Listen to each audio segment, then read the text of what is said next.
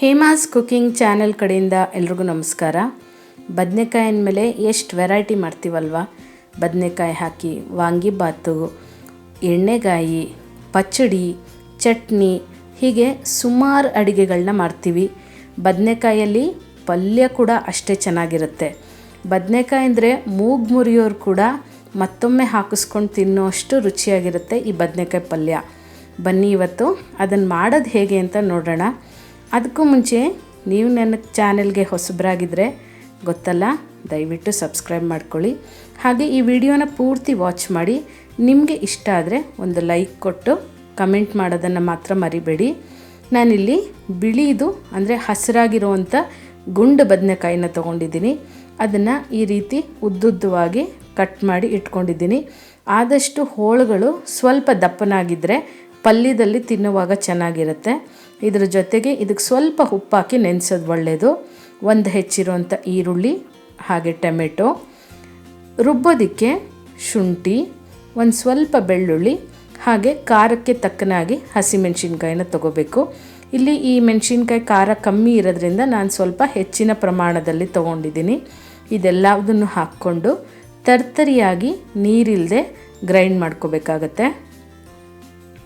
ಮೆಣಸಿನ್ಕಾಯಿನ ನೆನಪಿರಲಿ, ನಿಮಗೆ ಖಾರಕ್ಕೆ ಹೇಗೆ ಬೇಕೋ ಹಾಗೆ ನೋಡಿಕೊಂಡು ತೊಗೋಬೋದು. ನೋಡಿ, ಈ ರೀತಿ ತರ್ತರಿಯಾಗಿದ್ದರೆ ಪಲ್ಯದಲ್ಲಿ ಚೆನ್ನಾಗಿರುತ್ತೆ. ಈಗ ಒಗ್ಗರಣೆ ಮಾಡ್ಕೊಳ್ಳೋಣ. ಒಂದು ಪ್ಯಾನನ್ನು ಬಿಸಿಗಿಟ್ಟು ಅದಕ್ಕೆ ಸುಮಾರು 2 ಟೇಬಲ್ ಸ್ಪೂನಷ್ಟು ಎಣ್ಣೆ ಹಾಕ್ಕೋಬೇಕು. ಎಣ್ಣೆ ಸ್ವಲ್ಪ ಕಾಯ್ತಾ ಇದ್ದಂಗೆ ಸಾಸಿವೆ ಹಾಕ್ಕೋಬೇಕು. ಸಾಸಿವೆ ಸಿಡಿತಾ ಇದ್ದಂಗೆ ಕರಿಬೇವು, ಹಾಗೆ ಒಂದು 2ರಿಂದ 3 ಒಣಮೆಣಸಿನ್ಕಾಯಿ ಹಾಕ್ಕೊಂಡು ಇದನ್ನು ಒಂದು ಸ್ವಲ್ಪ ಫ್ರೈ ಮಾಡ್ಕೋಬೇಕು. ಹಸಿಮೆಣಸಿನ್ಕಾಯಿ ಹಾಕಿದರೂ ಕೂಡ ಒಂದು 2 ಮೆಣಸಿನ್ಕಾಯಿ ಹಾಕಿದಾಗ ನಿಮಗೆ ಟೇಸ್ಟ್ ಚೆನ್ನಾಗಿರುತ್ತೆ. ಈಗ ಹೆಚ್ಚಿಟ್ಕೊಂಡಂಥ ಈರುಳ್ಳಿ ಹಾಗೆ ಟೊಮೆಟೊನ ಹಾಕ್ಕೋಬೇಕು. ನಾನಿಲ್ಲಿ ಚೆರಿ ಟೊಮೆಟೊಸ್ ಇದ್ದಿದ್ದರಿಂದ ಅದನ್ನೇ ಉಪಯೋಗಿಸ್ತಾ ಇದ್ದೀನಿ. ಇಲ್ಲ ಅಂದರೆ ಒಂದು ಸಣ್ಣ ಗಾತ್ರದ ಟೊಮೆಟೊ ಹಣ್ಣು ಸಾಕಾಗುತ್ತೆ. ಇದನ್ನು ಈಗ ಸ್ವಲ್ಪ ಫ್ರೈ ಮಾಡ್ಕೋಬೇಕಾಗತ್ತೆ. ಈ ಈರುಳ್ಳಿ ಎಲ್ಲ ಒಂದು ಸ್ವಲ್ಪ ಲೈಟಾಗಿ ಫ್ರೈ ಆದರೆ ಸಾಕು. ತುಂಬ ಏನಿದು ಕಂದು ಬಣ್ಣ ಬರೋ ಅವಶ್ಯಕತೆ ಇಲ್ಲ. ಒಂದು ಸ್ವಲ್ಪ ಫ್ರೈ ಆಗ್ತಾ ಇದ್ದಂಗೆ ಇದಕ್ಕೆ ಒಂದು 1/4 ಸ್ಪೂನಷ್ಟು ಅರಿಶಿನ, ಹಾಗೆ ನಾವೇನು ಮಸಾಲೆ ರುಬ್ಬಿಟ್ಕೊಂಡಿದ್ವಿ ಅದನ್ನು ಇದಕ್ಕೆ ಸೇರಿಸ್ಕೋಬೇಕಾಗತ್ತೆ. ಇದೇ ನಿಮಗೆ ಮುಖ್ಯವಾಗಿ ಬೇಕಾದಂಥ ಖಾರ.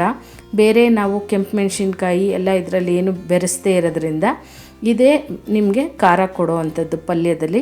ಹಾಗಾಗಿ ಖಾರನ ನೋಡಿ ಹಾಕ್ಕೊಳ್ಳಿ. ಈಗ ಇದನ್ನು ಹಾಕ್ಕೊಂಡು ಎಲ್ಲವುದು ಮಿಕ್ಸ್ ಮಾಡಿಕೊಂಡು ಈ ಹಸಿಮೆಣಸಿನ್ಕಾಯಿ, ಶುಂಠಿ, ಬೆಳ್ಳುಳ್ಳಿ ಎಲ್ಲ ನಾವೇನು ಹಸಿ ಹಾಕಿದ್ದೀವಿ ಅದು ಸ್ವಲ್ಪ ಫ್ರೈ ಆಗಿ ಅದರಲ್ಲಿ ಇರೋವಂಥ ಹಸಿ ವಾಸನೆ ಎಲ್ಲ ಹೋಗೋವರೆಗೂ ಇದನ್ನು ಒಂದು 2 ನಿಮಿಷ ಫ್ರೈ ಮಾಡ್ಕೋಬೇಕಾಗತ್ತೆ. ಇವತ್ತು ನಾನು ಈ ಅಡುಗೆನಲ್ಲಿ ನಮ್ಮನೆ ಗಿಡದಲ್ಲಿ ಬೆಳೆದಂಥ ಟೊಮೆಟೊ ಹಾಗೆ ಬದನೆಕಾಯಿನ ಉಪಯೋಗಿಸ್ತಾ ಇದ್ದೀನಿ. ನಿಮ್ಮ ಮನೆಯಲ್ಲಿ ಗಿಡ ಬೆಳೆಸೋಕ್ಕೆ ಅವಕಾಶ ಇದ್ದರೆ ದಯವಿಟ್ಟು ಒಂದು 2 ಗಿಡ ಆದರೂ ನೆಡಿ. ತರಕಾರಿದೇ ಆಗಬೇಕು ಅಂತಿಲ್ಲ, ಹೂವಿನ ಗಿಡಗಳು ಹಾಕ್ಕೋಬೋದು. ನಿಮಗೆ ಯಾವ ಗಿಡ ಇಷ್ಟನೋ ಅದನ್ನು ಬೆಳೆಸಿ. ಹಸಿರೇ ಹುಸಿರು ಅಂತ ಬಾಯಲ್ಲಿ ಹೇಳಿದ್ರೆ ಸಾಕಾಗಲ್ಲ. ಅದನ್ನು ನಾವು ಕಾರ್ಯರೂಪಕ್ಕೆ ತಂದಾಗಲೇ ಅದಕ್ಕೊಂದು ಬೆಲೆ ಅಲ್ವಾ. ನಿಮಗೆ ಅಷ್ಟು ಜಾಗ ಇಲ್ಲ ಅಂದರೆ ಮನೆ ಒಳಗಡೆ ಕೂಡ ಇಂಡೋರ್ ಪ್ಲ್ಯಾಂಟ್ಸ್ಗಳನ್ನ ಬೆಳೆಸ್ಕೋಬೋದು. ಇದಕ್ಕೆ ಯಾವುದೇ ರೀತಿ ಬಿಸಿಲಿನ ಅವಶ್ಯಕತೆ ಇರೋದಿಲ್ಲ. ಕೃತಕವಾಗಿ ತಂದು ಹೂ ಗಿಡಗಳನ್ನ ಇಡೋ ಬದಲಾಗಿ ನಾವು ಯಾಕೆ ನ್ಯಾಚುರಲ್ಲಾಗಿ ಗಿಡಗಳನ್ನ ಬೆಳೆಸಬಾರ್ದು? ಈ ನನ್ನ ಒಂದು ಮಾತು ನಿಮಗೆ ಸರಿ ಅನಿಸಿದ್ರೆ ಖಂಡಿತ ಕಮೆಂಟ್ ಮೂಲಕ ತಿಳಿಸಿ. ನೋಡಿ, ಈಗ ಇದೆಲ್ಲ ಫ್ರೈ ಆಗ್ತಾ ಇದ್ದಂಗೆ ಬದನೆಕಾಯಿ ಹಾಕ್ಕೊಂಡಿದ್ದೀನಿ. ಬದನೆಕಾಯಿ ಕಟ್ ಮಾಡೋವಾಗ ಸ್ವಲ್ಪ ಉಪ್ಪನ್ನು ಹಾಕಿದಾಗ ನಿಮಗೆ ಬದನೆಕಾಯಲ್ಲಿ ಇರೋವಂಥ ಕಹಿಯೆಲ್ಲ ಹೊಟ್ಟೋಗ್ಬಿಡುತ್ತೆ. ಆಗ ನಿಮಗೆ ಬದನೆಕಾಯಿ ಪಲ್ಯ ಮಾಡಿದಾಗ ಚೆನ್ನಾಗಿರುತ್ತೆ. ಈಗ ನೋಡಿ, ನಾನು ನೀರಿಗೇ ಉಪ್ಪು ಹಾಕಿಕ್ಕಿದ್ರಿಂದ ಬದನೆಕಾಯಿನಲ್ಲಿ ಇರೋವಂಥ ಕನೆ ಎಲ್ಲ ಆ ನೀರಿಗೆ ಹೋಗಿದೆ. ಆಗ ನಿಮಗೆ ಬದನೆಕಾಯಿ ರುಚಿಯಾಗಿರುತ್ತೆ ಪಲ್ಯ ಮಾಡಿದಾಗ. ಇದಕ್ಕೆ ರುಚಿಗೆ ತಕ್ಕಷ್ಟು ಉಪ್ಪನ್ನು ಕೂಡ ಸೇರಿಸ್ಕೊಂಡು ಫ್ರೈ ಮಾಡಿದಾಗ ಬದನೆಕಾಯಿ ಉಪ್ಪು ಹಾಕಿದಾಗ ತುಂಬ ಬೇಗ ಬೇಯುತ್ತೆ. ಹಾಗೇನೇ ಸಾಫ್ಟಾಗಿ ಕೂಡ ಚೆನ್ನಾಗಾಗತ್ತೆ. ಹಾಗಾಗಿ ಸ್ವಲ್ಪ ಉಪ್ಪನ್ನು ಹಾಕ್ಕೊಂಡು ಫ್ರೈ ಮಾಡ್ಕೋಬೇಕು. ನಾನು ಇದೇ ರೀತಿ ಸುಮಾರು ಪಲ್ಯಗಳನ್ನ ಈಗಾಗಲೇ ನನ್ನ ಚಾನಲಲ್ಲಿ ತೋರಿಸಿದ್ದೀನಿ. ಬದನೆಕಾಯಿ ಎಣ್ಣೆಗಾಯಿ, ಹಾಗೆ ಬದನೆಕಾಯಿ ಪಲ್ಯನ ಕಡಲೆಕಾಯಿ ಬೀಜ ಉಪಯೋಗಿಸಿ ಆಂಧ್ರ ಶೈಲಿಯಲ್ಲಿ ಮಾಡೋದನ್ನು ಕೂಡ ತೋರಿಸಿದ್ದೀನಿ. ಅದೆಲ್ಲದನ್ನು ನಾನು ಸಾಧ್ಯವಾದರೆ ಈ ವಿಡಿಯೋ ಎಂಡ್ ಸ್ಕ್ರೀನಲ್ಲಿ ಹಾಕಿರ್ತೀನಿ, ಒಂದು ಸರಿ ಚೆಕ್ ಮಾಡ್ಕೊಳ್ಳಿ. ಈಗ ಇದನ್ನು ನೀರು ಹಾಕ್ಕೊಳ್ದೇ ಗ್ಯಾಸ್ನ ಲೋ ಫ್ಲೇಮ್ನಲ್ಲಿ ಇಟ್ಕೊಂಡು ಒಂದು ಪ್ಲೇಟನ್ನು ಮುಚ್ಚಿಬಿಟ್ಟು ಬೇಯಿಸ್ಕೋಬೇಕಾಗತ್ತೆ.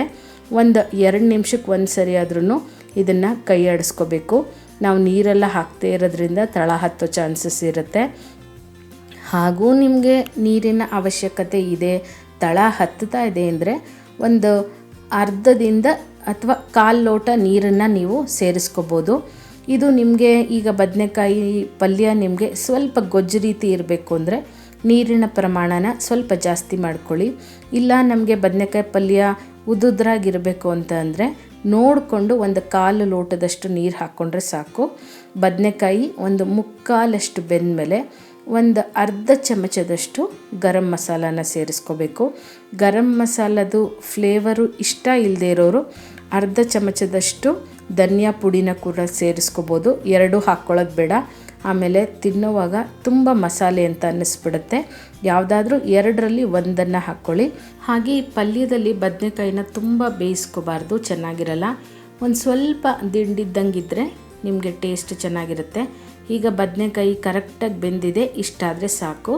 ಲಾಸ್ಟಲ್ಲಿ ಇದಕ್ಕೆ ತುರಿದಿರೋವಂಥ ತೆಂಗಿನಕಾಯಿ ಹಾಗೆ ಕೊತ್ತಂಬರಿ ಸೊಪ್ಪನ್ನ ಹಾಕ್ಕೊಂಡು ಮಿಕ್ಸ್ ಮಾಡಿಕೊಂಡು ಒಂದು 2 ನಿಮಿಷ ಇದನ್ನು ಕುದಿಸ್ಕೊಂಡ್ರೆ ನಿಮಗೆ ರುಚಿಯಾದಂಥ ಬದನೆಕಾಯಿ ಪಲ್ಯ ರೆಡಿಯಾಗುತ್ತೆ.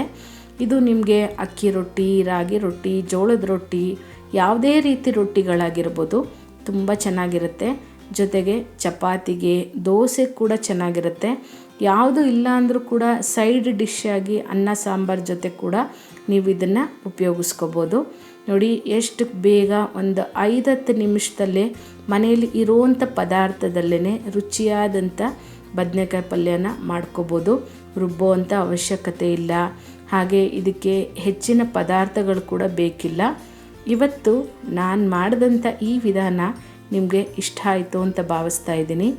ಇಷ್ಟ ಆಗಿದ್ದರೆ ನೀವು ಮನೆಯಲ್ಲಿ ಒಮ್ಮೆ ಟ್ರೈ ಮಾಡಿ ಹೇಗೆ ಬಂತು ಅಂತ ನನಗೆ ಕಮೆಂಟ್ ಮೂಲಕ ತಿಳಿಸ್ತೀರಾ ಅಲ್ವಾ. ಹಾಗೆ ಇದೇ ರೀತಿ ಯಾವುದಾದ್ರೂ ಪಲ್ಯಗಳು ನಿಮಗೆ ಬೇಕಿದ್ದರೆ ಖಂಡಿತ ನನಗೆ ಕಮೆಂಟ್ ಮೂಲಕ ತಿಳಿಸಿ. ಆದಷ್ಟು ಮಾಡಿ ತೋರಿಸೋ ಪ್ರಯತ್ನ ಮಾಡ್ತೀನಿ. ಮತ್ತಷ್ಟು ಈಸಿಯಾದಂಥ ರೆಸಿಪೀಸ್ಗಾಗಿ ಹಾಗೆ ಟಿಪ್ಸ್ಗಾಗಿ ಹೇಮಾಸ್ ಕುಕಿಂಗ್ ಚಾನಲ್ನ ಮರೀದೇ ಸಬ್ಸ್ಕ್ರೈಬ್ ಮಾಡ್ಕೊಳ್ಳಿ. ಈ ಸ್ಕ್ರೀನ್ ಮೇಲೆ ಕಾಣ್ತಾ ಇರೋವಂಥ ಫೋಟೋಗಳ ಮೇಲೆ ನೀವು ಕ್ಲಿಕ್ ಮಾಡಿದಾಗ ಕೂಡ ನೀವು ಆ ವಿಡಿಯೋಸ್ನ ಕೂಡ ವಾಚ್ ಮಾಡ್ಬೋದು. Thank you.